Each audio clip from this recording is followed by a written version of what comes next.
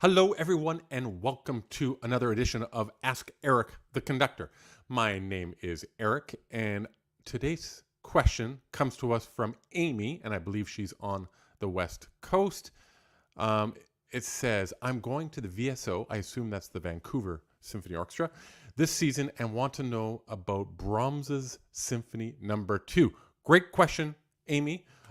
This is actually what we do in my masterclass. I think you can see it there. I'm not sure which way my my fingers are pointing, but up in the upper left corner, music appreciation with the maestro. This is the exact thing that we do. We dive into works of music that the participants want to dive into, and we explore them. Now, in this situation, we only have a few minutes, and so I can't really dive into everything that we can explore in this work, because it's a wonderful, quite long work.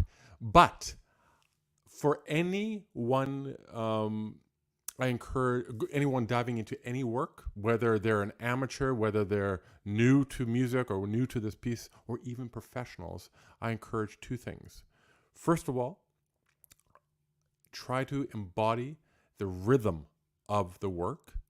And second of all, sing along with the work, or sing the work. Actually, not even along, sing the work. It doesn't necessarily have to be out loud to others. If you want to, by all means, but at least inwardly sing it. And the reason why I say these two things is because this lets you become a participant of the music, not just an observer, not just a listener, but a participant. Let's dive into Brahms' Second Symphony, and I'll show you what I mean.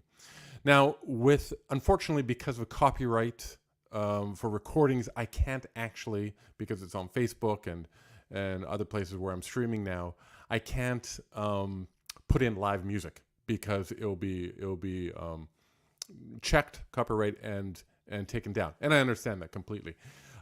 So I'm going to actually sing some of these themes and tunes. Now, Brahms' Second Symphony, he wrote 4, and the second one in D major is his most pastoral. It's very, the opening at least is very soothing, and you're all immediately welcomed into a world of delight, I suppose. And the opening goes like this. Ya da da dum, ba da da da dum. Right, so even that opening there, I sang it and I felt the music and sang it. What is the rhythm? Let me do it again. 1, 2, 3, 1, 2, 3, 1, 2, 3, 1, 2, 3. So it's in 3. And there's a waltz-like quality to it, so that we're almost dancing with it. And this is why I encourage you to get into the rhythm of the music, because immediately we're in.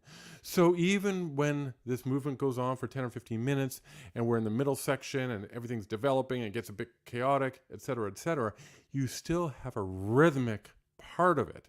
It's like anything, any genre of music, let's say it's pop music from today or from the 60s or from the 40s, whatever it is, whenever we hear it, our body starts to just move around a little bit, and it's the same thing with this type of music.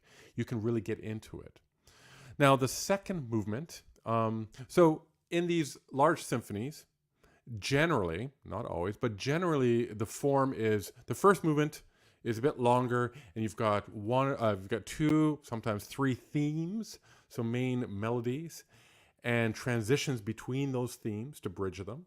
And you play that out, and then around halfway through, you either go back to the beginning, repeat it all again so you can get those themes in your mind, and then you develop it. Then you take those themes, you cut them up and snip it and go, whoa, and develop in different ways, but you still recognize certain aspects of that theme. And then you go into something called the recapitulation, where it all comes back in the home key, and we all come back to the ending. Now, the second movement is usually the most lyrical of the movements, usually. And in this case, it's true. So it starts with an intense cello solo.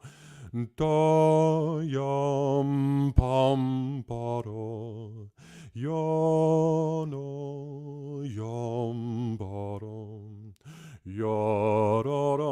etc., etc.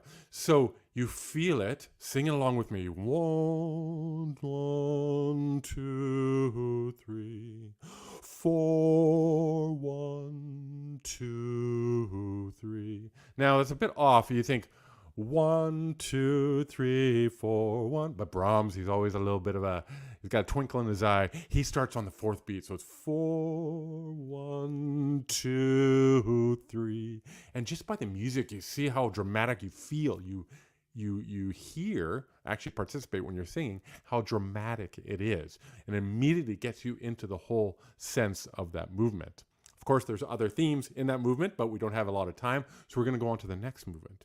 The next movement is the third movement in these symphonies are usually a bit lighter, often dance-like as well.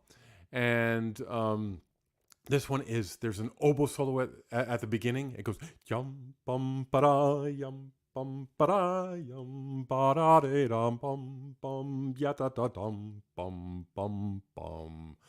Right? So now that you've heard it, what is the rhythm of it? 1, 2, 3, 1, 2, 3, 1, 2, 3, 1. So there's the 3, another dance-like feeling to it. And when we sing it, we really feel that, and we get the body moving. Now let's go into the fourth movement. Of course, there's a lot more to the third movement, but at home or before you go to the symphony, get out a recording, dive into it, feel the rhythm of all of these themes, and sing them out loud. Learn them so that when you go to the symphony, you can sing along in your head. Please don't sing out loud. Well, I mean, in certain situations maybe, but not generally. The fourth movement starts quite dramatically. Yum, ba da da da da da da da da da da da. Right, so it's in the strings. It's very quiet, and it's almost like one of those old 70s cars, like those Pontiac Parisians. Remember those big boats? It kind of goes yum, ba da da da da da da da da. And we have a feeling of what? One, da da da da da da da da. It's actually in 2. Dum, ya da da da da da da da. But the way the music, he wrote it, and it's all slurred, and all the strings are playing in unison. There's a sense of just, here we go, we're floating, we're getting ready for liftoff, and then we lift off. Does it ever? So anyway, Amy, hopefully that helps. That's a very, very, very quick summary of Brahms' Second Symphony. It's actually even not. It's just an entry point in. But like I said at the beginning, I encourage you to feel the rhythm of everything that you listen to or want to learn. And second of all, sing along. Sing it and learn the melodies. It's really a wonderful way to get into the music very, very quickly. Now, if you want to learn even more and dive into it even more, come join the ericpeco.com/masterclass. This is where our participants, we have a lot of fun. We dive into not only the works and get really into them so that we learn them. We learn the stories behind them, the composers, behind the scenes look as a conductor. I've conducted a lot or most of these works, and so I can get some insight into how players react to this or that, and how that all comes about, and what a score looks like, etc., etc. It's a lot of fun, and you get to decide what we dive into. So anyway, if you feel like it, dive on in, and we will see you next time. Thank you.